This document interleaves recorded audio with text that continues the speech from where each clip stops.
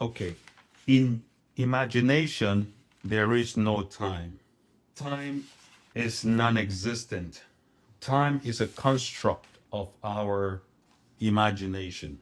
In imagination, there is no time. I heard this repeated by Neville again recently. Got my attention quickly because I always thought, or I was always thinking that for you to manifest, it has to go through a process of time, like you see time and germination, a time to plant, a time to grow, a time to harvest. But this teaching by Neville was saying there's nothing like time in imagination. Exactly, this is how he says it. Time is a creation of your inner conversation. It should be about the arrival, not the journey. When you want to manifest something, it should be about the end, not the process you go through to get to the end. He's saying in imagination, there is no time. That is why when you affirm something, it has to be present, it has to be personal, and it has to be definite. It has to be present, personal, and in my three P's: present, personal, and present tense, personal, and positive. That's the one. Definitely, it has to be positive. But I'll give you some positive affirmations that people make. It sounds good, but just watch these affirmations. Affirmations like, let's say somebody, you're looking for financial abundance, right? You can affirm things like, things are getting better. I'm moving towards prosperity. My debts are gradually decreasing. Those three affirmations, they sound good. They sound positive, right? But pay attention to the words being said because you're talking about a gradual change. That means it's an endless becoming. It's endless, it's not specific. Things are getting better. Yes, things are getting better. It sounds positive, moving towards prosperity. Again, it sounds positive, it sounds dynamic. And the third one, my debts are gradually decreasing. This gradual change means it's like forever you're in this process of becoming, of wanting, waiting. But when you use affirmations like this, go to the end, which is, I love having more than enough. I love it. I'm enjoying more than enough right now. See, that's what it's saying. It's saying that you already at a place of abundance. I love living a happy, abundant life. This is affirmation that is what Neville is talking about. When you use this kind of affirmation, you collapse time. You don't have to wait for time to happen because it's a construct of our imagination. So I just wanted to drop that nugget real quick. Anyways, this is Ike, and enjoy your holiday weekend, your holiday week. For those of you, most kids are out of school and I guess enjoying time with family. Some people still have to work or go to their place of work, whatever it is for you. If you're traveling, if you're on a journey, if you're staying local, the point is gratitude. Just be grateful for wherever you are. There are people that couldn't even be here. Yesterday, on my way out to work, there was a really bad accident, really bad, a multiple car accident. And from the way the direction the cars were facing, you could tell that some people might not make it and some people will not see another day. Those are people that had big plans, big dreams. Some people they probably have airplane ticket to be somewhere, to go to spend time with family or friends or do whatever, but you're not here. The point is you were here, you are alive. That's the most important thing that matters in the universe. The fact that you are alive, you're breathing. What is the problem that you cannot overcome as long as you are alive? If you are dead, I guess your problems are over, right? You have to be alive to be able to overcome challenges, to be able to overcome financial difficulties, to be able to overcome relationship problems, to be able to overcome work problems, to be able to overcome whatever you're struggling with. What are the four basic challenges that human beings have is either in finance, relationships, spirituality, and work. source of income. Aside from those areas, what other areas do people have challenges? I heard a mother almost at a point of tears for her son that is not doing well in school. So those are issues, those are situations that happen. My encouragement or my word to her was that it's not what happens that determines the state of your being, is what you do about it. Okay. And the fact that your son is going through something, okay, you agonizing and crying or suffering about it, how is that contributing to the solution that you want, to what you desire? If you are in pain because you're constantly thinking things are not all right, the way the mind works, once you get on that roller coaster, it just creates more negative things.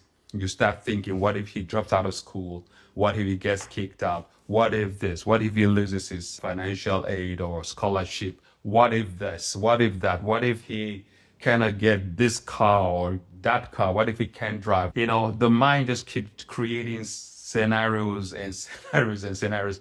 And you understand that all human fears is what? Where? In the mind. There are no real fears that happen in reality. As a matter of fact, there's a statistics. The numbers was like, I'm going to paraphrase this. I'm not going to say it exactly because that numbers, I don't have those numbers in my head right now, but I know what the numbers I'm talking about. 85% of all human fears about things that will never happen.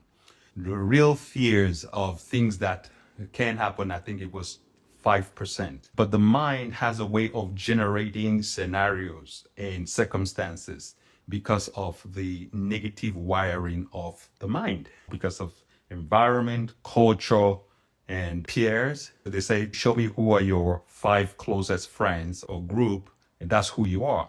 Your reference group. We are always a carbon copy of our reference group. Think about the 5 people you've talked to today. Think about the 5 people you've talked to this week, or you've talked with, or you've interacted, or you've had conversations.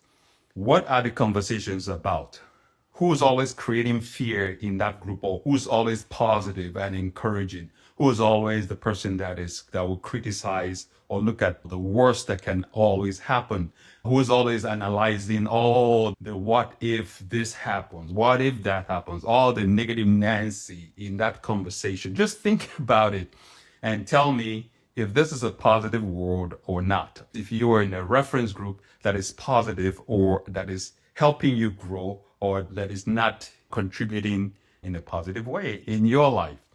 That was the story, right? On my way to work, this accident was so bad and it involved multiple cars. My point of sharing this story is gratitude. Gratitude is not even about what you have. It's not even about just physical things. The fact that you're breathing air, and the fact that you can witness the sunset, the fact that you have a place, a roof above your head, or the fact that you can see a plant blossom, all the beautiful things in creation happens effortlessly. The waves of the ocean, the way the leaves respond to air. Oftentimes we take for granted that the fact that we can even breathe. Try closing your nose for 20 seconds and tell me if how much you will value the fact that you have air to breathe. That is gratitude. Gratitude is about what is that we are not even aware of. Anyways, I had a patient that had a PET scan radiation. I saw 8 patients today for a radiation PET scan. These are people that are going through different stages, either tumor, cancer, some sickness, or some finding out about a new diagnosis. Some people went for physical, they noticed a lump on some part of their body, and the doctor requested a PET scan. They come to me, I have to explain the test and go through the whole procedure. This one lady, she had a beautiful voice. She is in her 80s, very beautiful voice. And she had a presence, the way she carried herself, the way she spoke, very eloquent. And there was just something about her. I noticed it in the course of our conversation. She tells me, oh, I was the leading character in the 101 Dalmatians movie. It was my voice. I voiced that character for Disney. This was a Disney movie in 1961. She was the leading character. And it happens to be that she's done like tons of films and different movies, but her relationship, her marriages, the kids that she had from that relationship, she was just very warm, nice, and very responsive. The beautiful thing is, when I encounter people like this, I'm grateful for my environment, for what I do, the fact that I'm able to affect people's life and be of help in the cure or in the diagnosis process for the betterment of their health. I'm very grateful for those kind of things. But fast forward the whole story because I'm holding back some things. The fact is that the universe will bring people into your circumference, into your vibration, the law of vibration. You vibrate with people that you need, want, that are going to be of help or either point you in the right direction or give you a word of advice concerning the things that is moving you in towards your own manifestation. In manifestation, you attract things and people that is vital for your manifestation.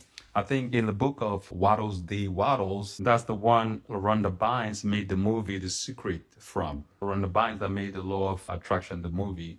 That was from the movie by Waddles Dee Waddles. The Science of Getting Rich. Waddles Dee Waddles talks about the same principle, how if once you follow in the principles, the science, because it's a science, it's a law, you follow the principle, if they need to come from a totally different universe or a region or continent, it's going to happen. They will even come all the way from Asia or Europe or wherever the person is to bring your manifestation to reality. If it has to happen, that there's no lack or of resources in the universe, the form which all things are made. If there's a decrease and the universe needs to make another form, it's going to happen. When people talk about lack and fear and scarcity and competition, if I don't do this now, I'm going to lose out. Somebody else is going to do it. You know how some people have fear. If I don't invest in this fund now, they will make all the money. If I don't buy this house now or sell this house now, I'm going to lose out or miss out if I don't do this now. When you operate in that mindset, there's no end to all the possibilities of things that can go wrong. It's a limiting mindset. The mindset of abundance is always see that there's more than enough in the universe to go round. There's more than enough. Thinking controls our feelings. Feelings controls our actions. Action, thought, action. Thought, action, you collapse time. In manifestation, time can be eliminated by thinking from the end. I know this is some heavy stuff, some deep stuff. But anyways, think about it. Enjoy your family. Be grateful. Gratitude is you are alive. That's the most important thing that matters. You are alive. Nothing else matters if you're not alive, right? You are alive. That is the most important. It does not matter. Nothing else really, truly matters. The fact is that you are alive. You're breathing. Without life, nothing else matters. Yes or no? All right, this is Ike. That's it. Enjoy.